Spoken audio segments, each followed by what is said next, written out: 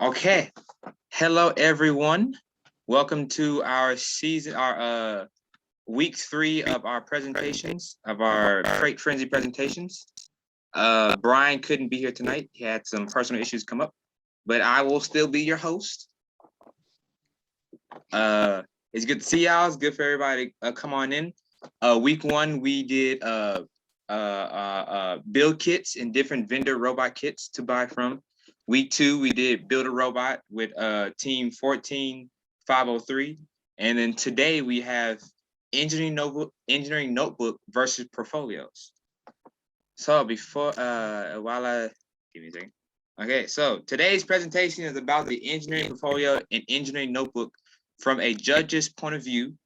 Our presenter is a longtime FLL, FTC, and FRC coach, and for the past 2 years has volunteered as a FTC League Championship and Regional Championship judge. She helps coach teams. Lady Gears 10-0-6-4 and Dynamic Gears 12-8-4-6. Many call her Miss Robin, but I just call her Mother. Now I will pass the floor over to Miss Robin Thornton, aka my mommy. Good evening. Thank you, Reed, for that nice introduction. Okay.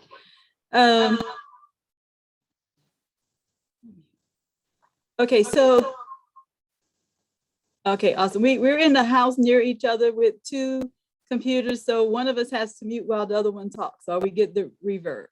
Okay, so we're good to go. So tonight we're gonna be going over, from a judge's point of view, your engineering portfolio. Not so much about the notebook, but more about the portfolio. And so I'm gonna share my screen.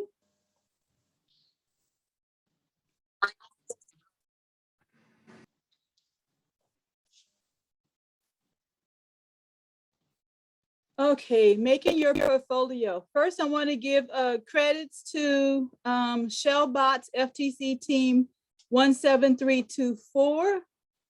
Is their slides that I'm using. They developed these slides in August for a presentation. At the end, I'll be able to tell you where you can go find the whole presentation. And then we're going to end up showing you what a really award-winning engineering portfolio looks like. And that's going to be by Tech Ninjas, team 9929. And it's also going to be available. If you Google it, you'll be able to pull it up easily. Okay, so making your portfolio.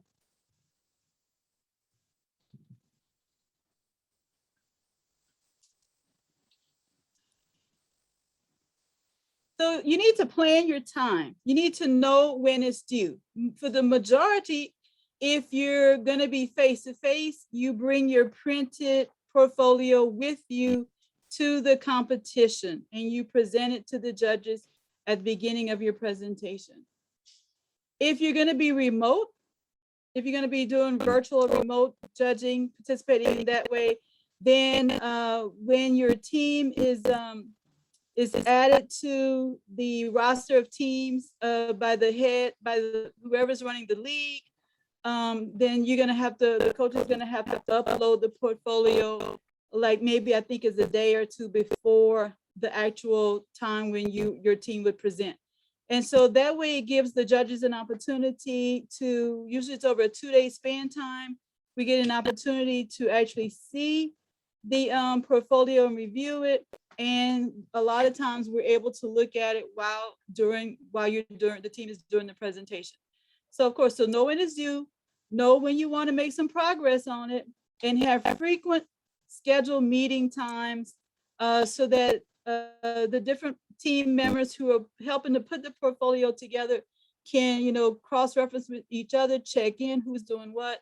You might not always have everybody there, but if the design person is there and maybe the programming, as long as someone is meeting together and can make progress on what needs to go in there.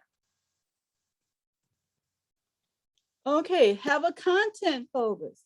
Well, Your engineering portfolio is what's going to be used for most of the award designations, other than the award that's given out for the game winners. Everything else is going to be based on your presentation and your portfolio. So know right away, what awards do you want to emphasize? And you need to make sure that your portfolio is showing that. So you want to show how you've met the criteria. You want to cover everything the game manual says that you need to have done for that award. Some of the questions you may be looking at is, well, what's going to get more pages depending on which award you're going after? Will you need a lot of design pictures? Do you want to show all of your outreach? I suggest that you show what you want the judges to know, which award you're going for. And in this particular team, Shellbox, they kind of use, for this particular page, they use a table format, and they listed all of their outreach and what the outreach was, and maybe the team members who participated. The next one is divide and conquer. Assign jobs to those who know the information. So it's not one person that needs to be doing the portfolio all by themselves. It's a team effort. And so if somebody's good at designing at the design section, let's say the robot design section, or if you're prototyping a specific attachment, have that person, write the information for that section and make sure they get the pictures. If you got somebody in charge of outreach, and have that person do the outreach section so that everybody's doing a little bit, and then you can bring it all together. So everyone helps, and then have a group understanding of how all the pieces fit together. You don't want you don't want pictures about something that you're not even doing, or about 50 pictures on outreach and 1 picture on your robot, and you're trying to get a robot award. So they all say you can also meet as smaller groups. Be specific. So have specific goals. And what goals did you meet? What goals are you working on? And then you want to share in there what your team has actually done. How many outreach events you've maybe had. How many custom parts you may have designed for your robot. How many autonomous programs. The bottom line is you want to tell the judges what they want to hear, and you want to use keywords so they can hone in on them. So make it easy for them. So when you're in presentation, you could be saying, our innovative design that we came up with, and that's going to kind of clue us in as judges to, the Innovate Award, or maybe the Design Award. Or you could, reference something like in our motivational outreach. And so again, you're kind of highlighting for the judges those awards that you want to be considered for. And so we would know the Motivate Award. And another one is connected. We connected with STEM professionals and you could share that information. And again, you're giving us easy clues to follow those awards that you're kind of looking to go after. Now, the odds and ends justify the means. So of course, we know your team needs to, make a decision on what kind of software you're going to be using. Where you're going to be using Blockly or on by Java or Android Studio. But, you're going to end up putting some of that in there so that we'll know, which one that you were dealing with. Have a layout in mind for your portfolio, maybe a color scheme, watch your punctuation use. I'm an old school person. I like to see good grammar, good verb tense, hyphenated words in the right places. It shows me that you have taken time and effort to make sure you have a good portfolio, and it looks good. So organize your info with tables. A lot of times we get lots of wording. And it's easier to put a lot of that data into if it's something that you've spent so many hours on, or different stages, or you may have a table with problems and solutions. Make it easy, make the data easy to understand. Make sure you count your pages. Your portfolio is supposed to be no more than 15 pages. So there's a few ways to get around some of that. And when we see this other portfolio, you'll get a better idea. You need to put your page numbers. Last year, or this spring, I should say, we got some teams didn't submit portfolios at all. Other teams submitted a portfolio, only had 2 or 3 pages to it. Some of them had 25, 30 pages. Well, there are some penalties that you get assessed for each of those. But put your page numbers and make sure you use all 15 possible pages. Fill them all up. And of course, proofread your portfolio. Have another adult or have some other team members. Have someone look at it who maybe is not affiliated with the team, who can give you some feedback on whether they understand what you're trying to tell, what kind of story you're trying to tell. Your portfolio is synonymous with, in business, to the annual report. So, in business, you collect all this data throughout the year. And that's what your engineering notebook is still used for. You collect all this data throughout the year of the things you've done, all the designs. You put all of that individual stuff in there. And then for your annual report, you pull out the highlights. And that's what your portfolio really is. Okay. So I'm going to digress a little bit about the presentation in your portfolio. And this is the Shellbots team that did this actual slide presentation. And so you want your presentation and your portfolio be consistent with the main ideas. The things in your portfolio that you want to hide is things that you need to highlight in your 5-minute presentation. They can be similar, might not be exactly the same, but definitely similar. And then here you get to introduce the desired awards that you want in your presentation. So these are some of the questions judges ask, and all the time we will always ask these questions. What award do you think you deserve? We need to know, or we want to know, what your team thinks how well you've done and what you want to be considered for. What is gracious professionalism? It doesn't matter if you're in FLL, FTC, FRSC. This is a question that's going to be asked across the board. Be prepared and ready for every person on your team to be able to answer it. What is unique about your robot? The great thing about FTC is the customization in our robot designs as compared to other robotic competitions. And so what is unique and special about your particular robot? Because I may not be able to tell that when we only got 5 minutes to listen to you and about 5 or 10 minutes to review. So you need to highlight for us what is unique about your robot. But also tell us, what are some of the challenges you've had? What are some of the good things or bad things?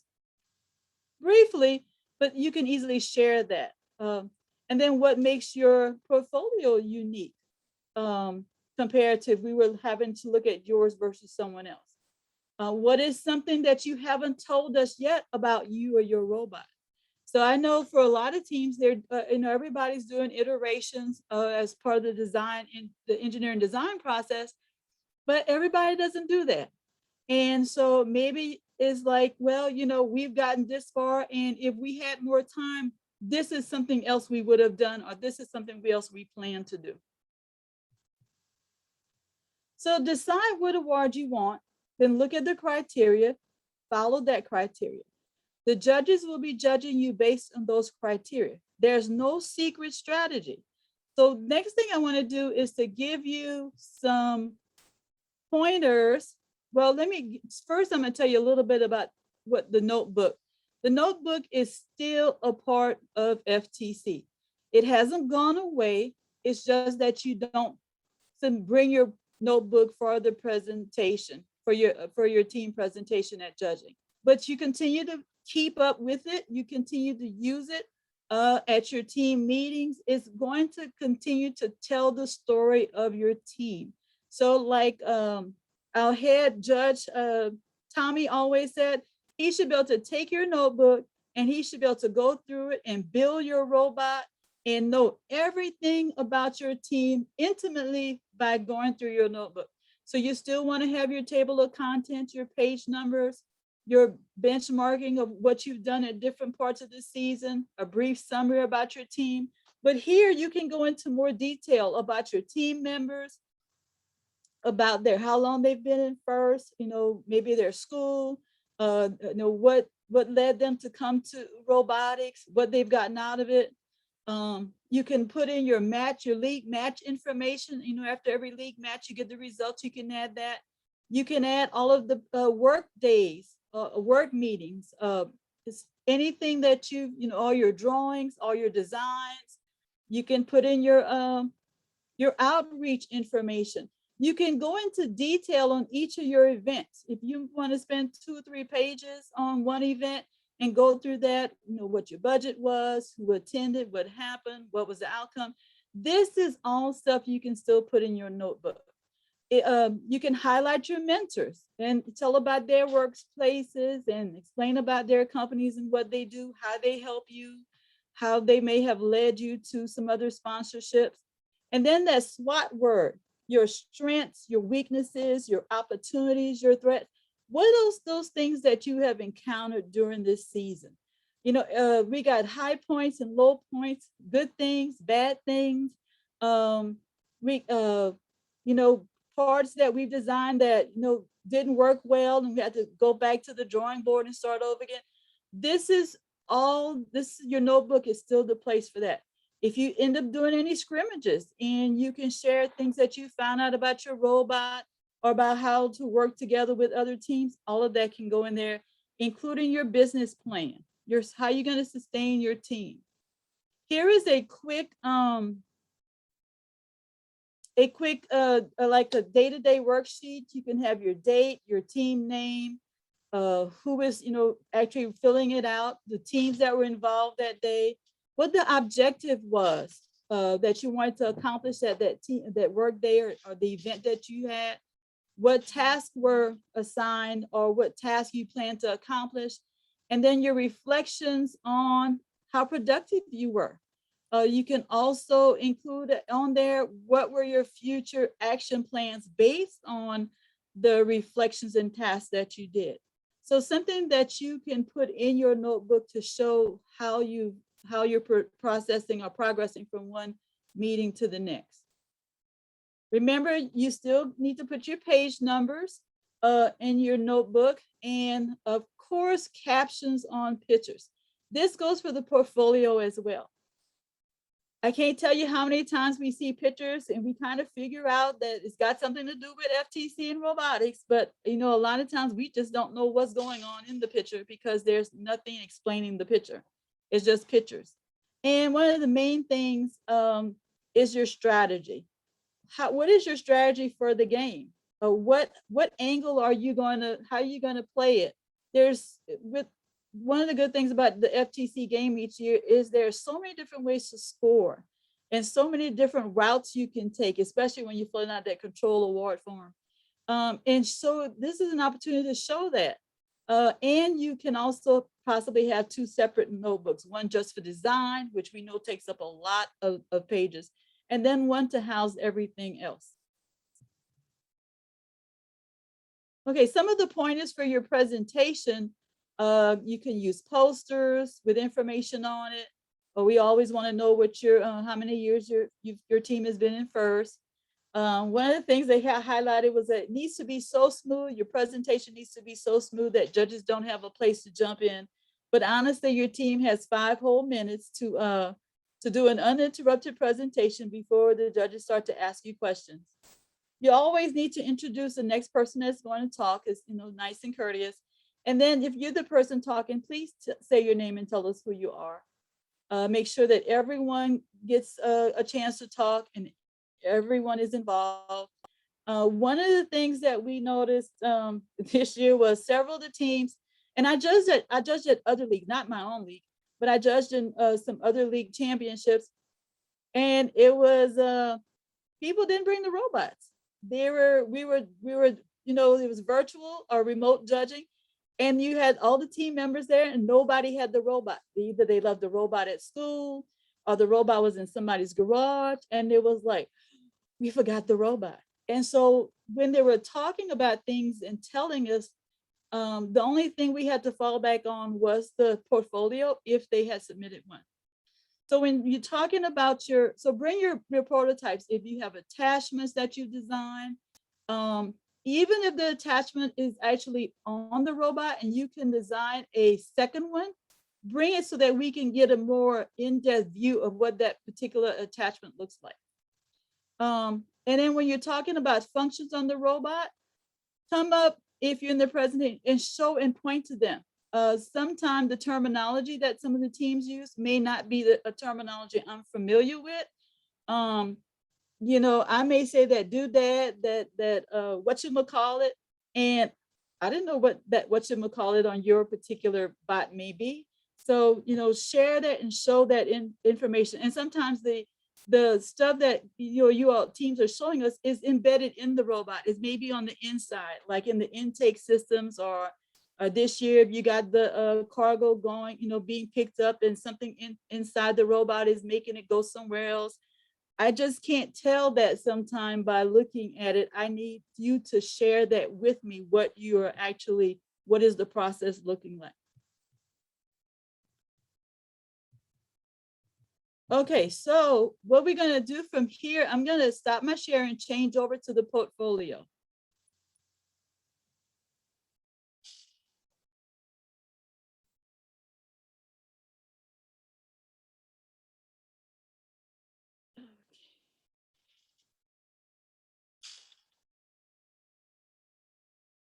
Is it okay?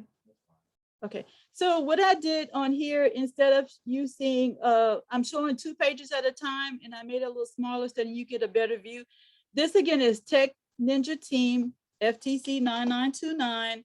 They're somewhere up north, and you can actually find this if you Google it. You can actually find it. They posted it to the web, and so it's out there.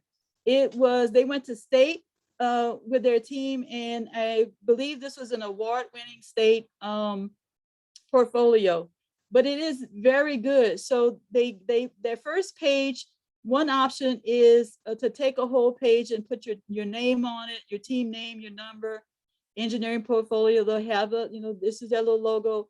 Another option is that they could have taken that same information and put it at the top of they could make the second page a full first page, like some teams do, and thereby maximizing their 15 pages, but that's their choice. And so the next page, they give you a team overview. They call it Passing on the Ninja Way. And it tells a little bit about the team in a summary. And then see how the pictures, they don't have huge pictures. They have small pictures. Again, they're not telling us in the caption what it is on this one, but they are sharing, different things about their team. Okay, let's see. So in this one, they're sharing with us some of their strategy. And so they're giving us information about their autonomous strategy, their teleop strategy, their in-game strategy, their overall strategy. And then they go into their robot design and fabrication. Now, this was last year for Ultima Go. So one of the things in one of the awards is the design award, and so which refers to CAD, that you have information on CAD. And so here is in CAD, you can either have CAD pictures, or you can present some really nice hand-drawn pictures. And this is a nice hand-drawn picture that you can see here.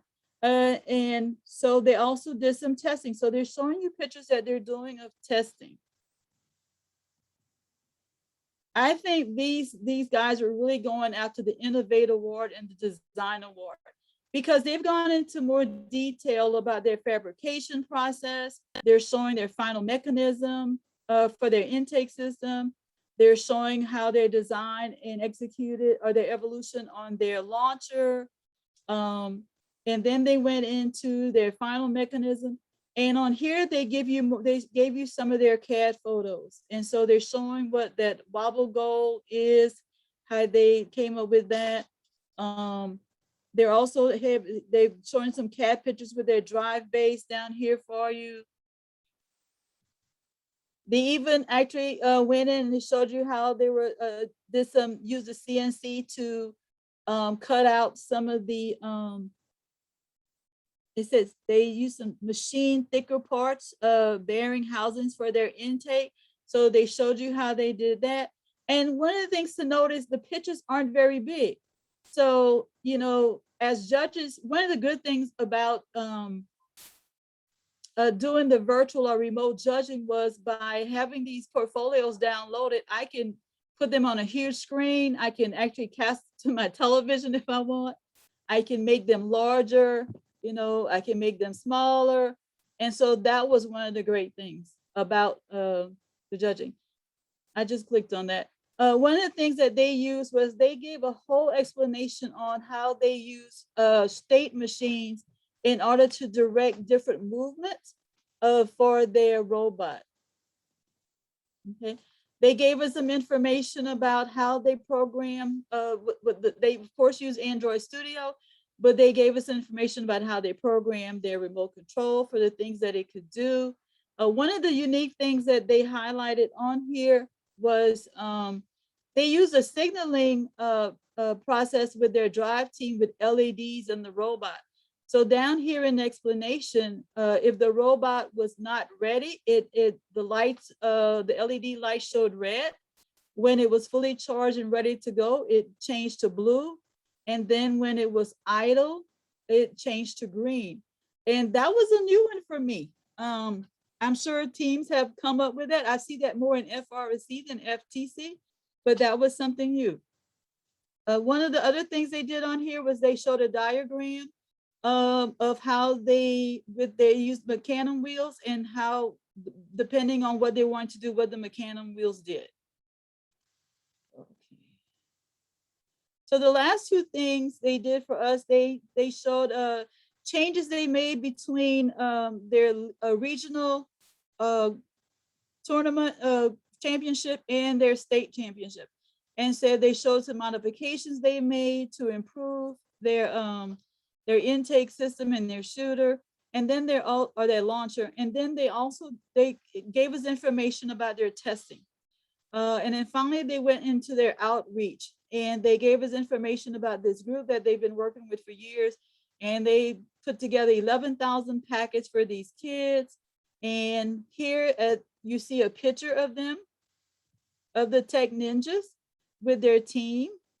And then their last 2 pages, they told us about how they do more outreach, how they have a website, they have a Facebook page, they have a Twitter page, they use YouTube, and their sponsor, their main sponsor is Schneider Electric, and who basically has been helping with the grant to cover most of their power tools, their robot parts, their competition registration, their sanitation supplies. And then this place called Homeward Science Center, where they get in-kind services, and they help, they use it to help reach out to promote FIRST through all these little at-home kits they put together for the facility, and they pass out to kids around the counties where they are. And so, yeah, okay. And so that is a really good portfolio. They've gotten so much into those 15 pages.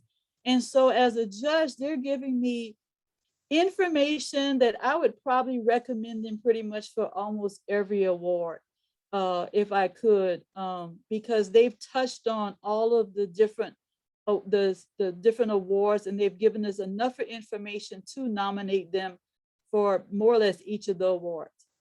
Okay, I'm going to stop my share at this time.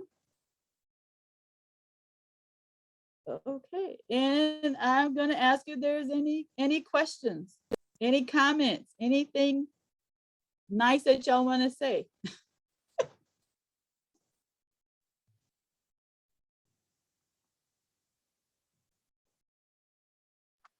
Any questions?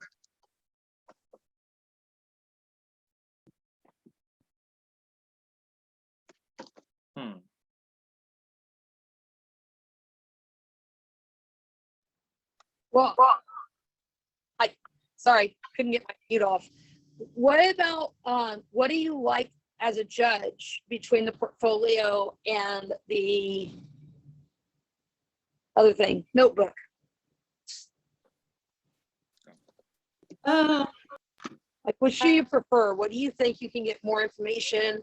Which one do you think is more enjoyable to judge, I guess? Which one do you like better? I enjoy judging the portfolio more so because it's a really short snapshot of a team. You know, when you have to condense everything and you only can give the highlights, we really get to see the strong points of what that team has to offer and what they've done. They're gonna show us what's their most impressive things that they've done. Even sometimes even highlighting where they may have had some missteps and where their problems and their solutions and their redesign. The engineering notebooks were getting bigger and bigger every year and heavier and heavier. And there was so much data to flip through to, you know, we used to tell teams highlight, if you want us to know something, highlight it with a little tab or something so we can go find it. Because there was just it was a compilation of all of your day-to-day activities and things that you were doing, but you still need. So you need to pull from your notebook all of those highlights and put them in your portfolio. So I can, you know, you got your summary in your portfolio, you get straight to your innovation. If you've done some attachments or something, you can get straight to your innovation.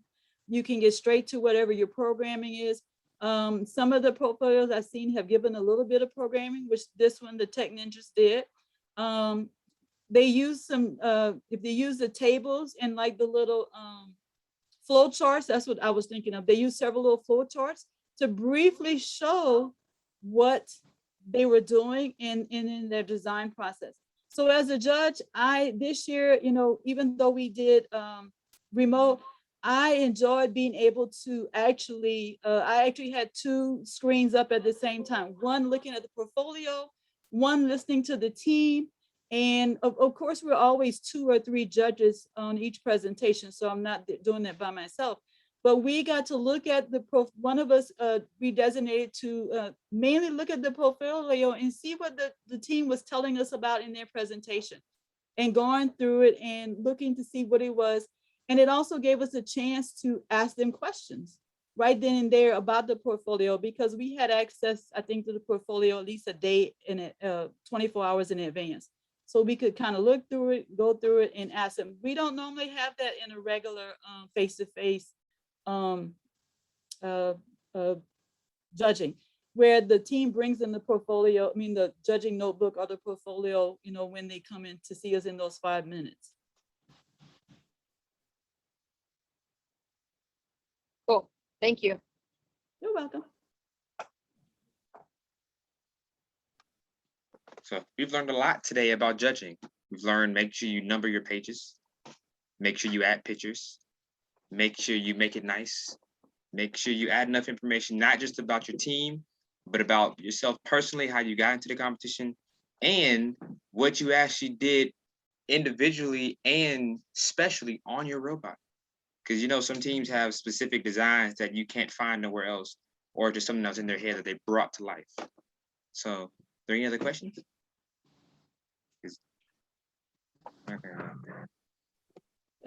The slides I use is part of a presentation by, I said, the Shellbots team 17324.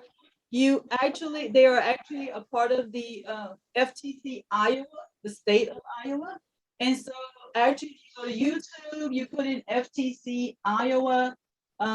There is a professional development playlist, and in every August, the first partner is the Iowa. They have professional development for 3 Saturdays in a row, and they present all kinds of great information for the upcoming season.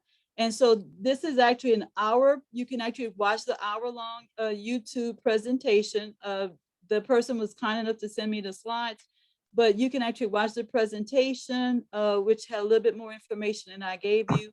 And there are several others on there as well. There's one from the persons that, Ethan at GoBuilder. There's Danny Diaz from First Headquarters, talking about all of the stuff with Rev and the control hub and the driver hub, because he used to work for Rev.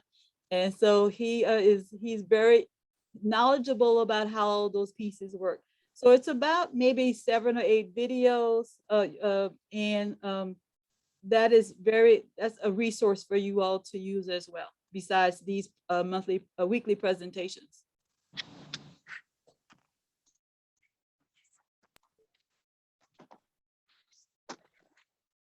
Now, I do remember that when I was on the team many moons ago, that what we used to have to do is we used to have to every day we would also log down what each member did during the day, so we knew what the task was, and we also had that giant notebook of way too much stuff that the judges couldn't go through.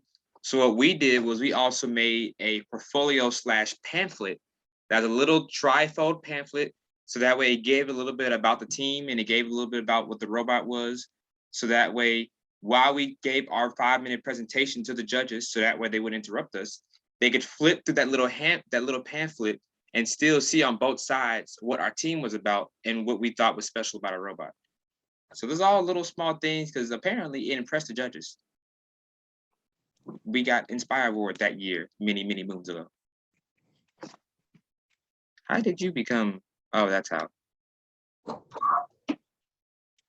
So are there any other questions? Yeah, this is the one topic you probably should be asking the most questions. It's the one that gets you an award, almost guaranteed.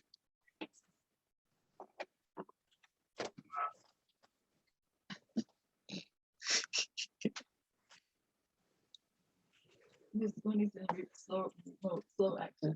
She's in her car.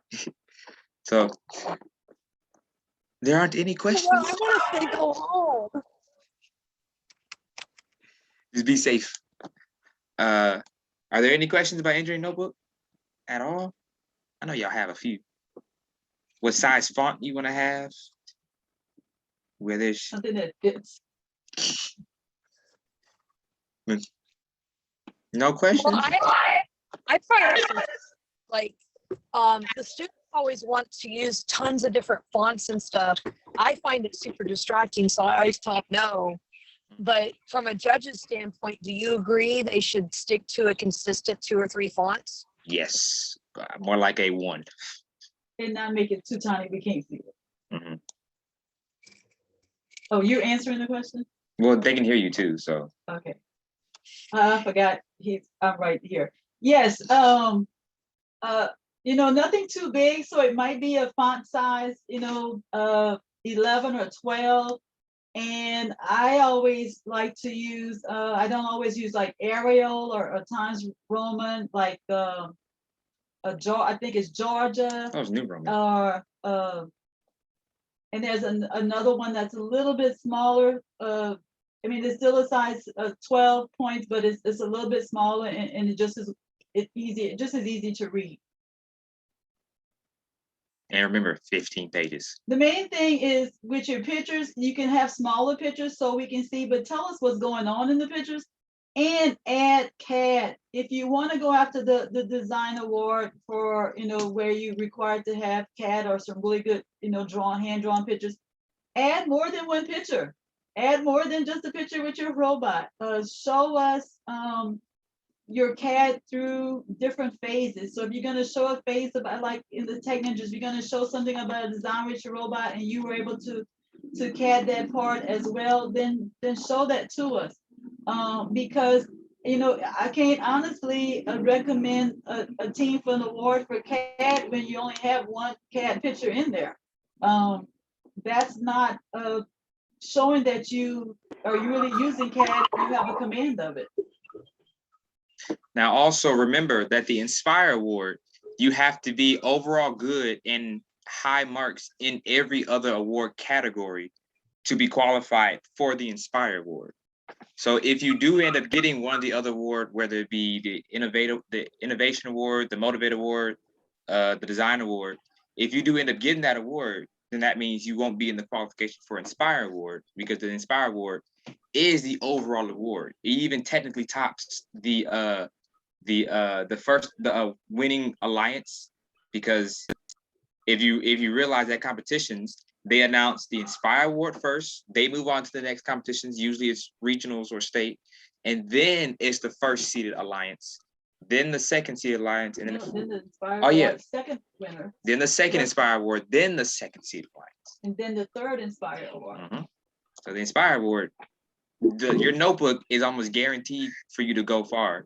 And there have been a lot of teams that I've worked with, my mother has worked at in portfolio, where their actual robot itself didn't do as great during competition, but because the notebook was so good, the portfolio was so good, they actually were able to progress all the way to Worlds their rookie year.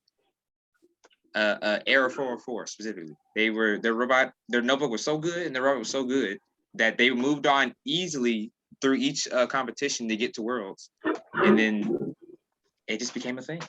So one of the things sometimes I know I asked when I first started coaching was, if you win an award and say you move on to regional or you move on to state or to Worlds, do you get to play the robot game, or are you only going to be participating in the running for that particular award? So say if you win the Think Award, which is the award for the best engineering portfolio, and you end up because it is a high, I think it's in the top 5 awards, qualifications to move on to the next level. So you have your first 3 Inspire winners, you have your top the game winner, and then the other finalists in the alliance, and the Think Award is right up there. I think it's number 5, 5 or 6. And so if you move on, are you going to move on and just be considered for the Think Award? No, you get to move on and you get to participate in the whole process, the judging, the robot game, the presentation. You get to participate in everything. You're moving on because of that particular award, because it is so high up there. Usually, a lot of times we'll have the top 8 teams maybe that move on, and I think this year we had a lot more than that because of COVID, and we had so many teams that didn't participate. We moved a lot more forward to regional and to state championship. But yes, you get to participate not just for the Think Award, you get to participate in everything. So are there any final questions about the engineering notebook, the portfolio, awards maybe? You're moving. Sorry, driving and all that stuff. I'm not moving right now, just for the record. On the portfolio, which we have not ever done, so I haven't really read the rules on it, so I'm gonna be honest. Can you have like more pictures, like in a carousel or something, or interactive things in that, or is it static? That's a good question. Does that make sense? Yeah, I hear what you're saying. If you're going to be face to face, it has to be in a printed format, and so it normally is in a PDF. And so it's not like you can put in a link to a video or something like that. No, it's the uploaded PDF. Now, one of the things I did note, I think it was maybe last year, but definitely this year, if you're going to submit the control award, you need to submit the control award at the same time you submit the portfolio, the engineering portfolio. And in the control award, if you're going to be face to face, then the judges can actually look at the robot and see it during the robot games, what it does, what it doesn't do based on what you put on your control award. Which is mainly pertaining, control award basically pertains to all your autonomous, how you use sensors, how you use algorithms, mainly for your autonomous portion of the gameplay. If you're going to be remote, if you're going to be judged remotely, then I know this year for sure they put in a stipulation on the control award that you must attach a link where the judges can go and actually view I guess there's a link to YouTube or a video where the judges can actually go and view what you're saying your robot can do based on the information you put in the controller bar. So I don't remember if they had that last year, but I know this year is definitely there. Because it's one thing to put everything in a PDF on a paper, and it's another thing to see it. And without that link for remote judging, we won't be able to see it. Mhm. So it's getting close to 7 o'clock. It's 7 to 7. Looks like we don't have any final questions right now. I want to thank everybody for coming. A few people that might have dipped out, but this is being recorded, so we will send it out later and have it up somewhere for you to get access to it, to show either your other students and teams or to share with other fellow coaches. Do you have a question? Oh, no? Okay. I was going to say thank you for having the videos out. I actually showed the video from last week to my team this week because it was so good. And I really appreciate you having the links. That's awesome. Definitely. That is our plan. That is the goal, to keep y'all informed and to keep y'all educated. So next week's topic for week 4 is slightly different. We are doing the referees. We're going to be playing the video of the referee's guide for the Freight Frenzy competition itself. And then we're going to go over rules and regulations and penalties for next week, most likely hosted by me. So, and then week 5 will be Android Studios, hosted by the Rice alumni chapter, the Rice First alumni chapter. And next week should be pretty informative. Come prepared for questions. Come prepared with your team name and team number, because I'm always say that. It's how we keep our log and know our people know who's here. And I'd like to thank y'all for coming again, because this helps my job. Are there any final questions on this topic? Oh, I also like to thank one of my other fellow Vistas, David, for being here. Because it's nice to have somebody, another coworker in here. Are there any final questions on the engineering notebook? What? Oh, and I'd like to thank our presenter today, Robin Mom Thornton. One of our judges that's been at most of the competitions. After I left as a student, she then became a judge. I became a referee, and it's been a snowball effect from there. So, well, we're gonna cut the little short. Thank y'all for coming. Have a good evening. Let the Astros win, please. No more grand slams from the Red Sox, and have a good evening. Say a couple Hail Marys, please. Bye. Thank y'all for coming.